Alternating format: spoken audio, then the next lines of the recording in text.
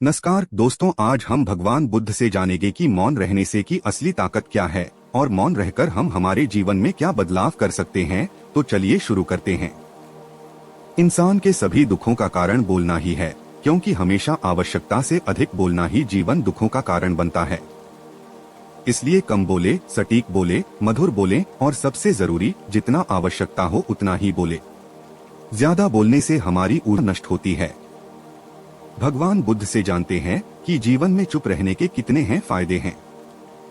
वाणी या बोलना ही नहीं बल्कि मौन में भी शक्ति होती है। यही कारण है कि धर्मों में मौन को बहुत महत्व दिया गया है। वैज्ञानिकों द्वारा भी इस बात को माना गया है कि हमारी अच्छी सेहत से मौन का गहरा संबंध है और इससे मानसिक शांति मिलती है।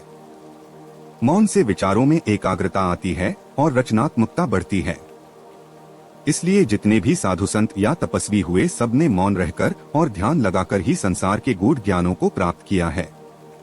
क्या आपको पता है कि जीवन के सभी दुखों का कारण है बोलना? हमारे जीवन में एक नहीं बल्कि बहुत सारे दुखों का कारण बोलना ही है, क्योंकि हमारी समस्या यही है कि हम चुप नहीं रह सकते, हमेशा कुछ न कुछ बोलते ही रहते हैं। और आपके बोलने के कारण ही जीवन में आधे से ज्यादा दुख निर्मित होते हैं। परिवार में कलह क्लेश का कारण भी हमारा बोलना ही होता है। आप जितनी भूख उतना भोजन खाते हैं, जितनी जरूरत उतना कार्य करते हैं, लेकिन क्या आपने इस बारे में कभी सोचा है कि आप कितना बोलते हैं? क्या आप उतना ही बोलते हैं जितनी आवश्यकता है, या अनावश्यक ही सारे दिन बोलते हैं? इस बारे में कभी अकेले बैठकर जरूर सोचिए कि आज आपने दिन भर में कितना बोला, क्या बोला और सबसे जरूर कि क्यों बोला। इनमें से कितनी बातें जरूरी थी और कितनी अनावश्यक। सुनने सुनाने के माहौल से निकले बाहर। मनुष्य की प्रवृत्ति ऐसी है कि वह अपने मन में चल रही बातों को दूसरों को सुनाना चाहता है और दूसरा भी आपके साथ ठीक वही काम करता है।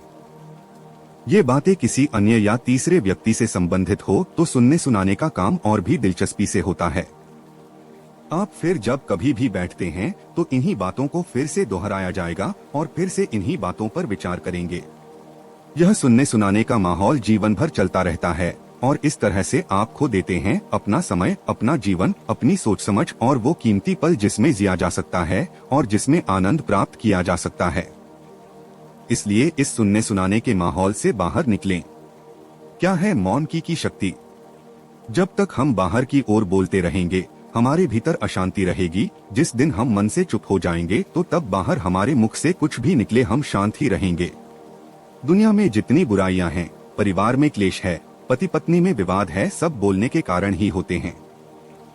हम चुप रहना नहीं चाहते हैं, हमेशा सुना देना चाहते हैं। लेकिन व्यर्थ का बोलना ऊर्जा का नष्ट होना है।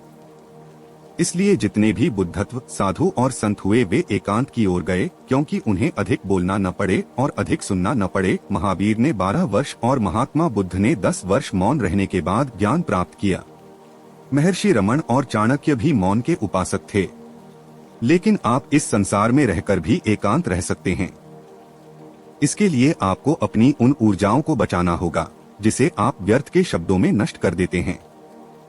इसलिए यदि आप भी अपने जीवन में शांति और सुख चाहते हो तो आज से ही निश्चय करें कि आज से मैं कम बोलूंगा और जितना जरूरत हो उतना ही बोलूंगा। तो आपको आज का हमारा ये कंटेंट कैसा लगा?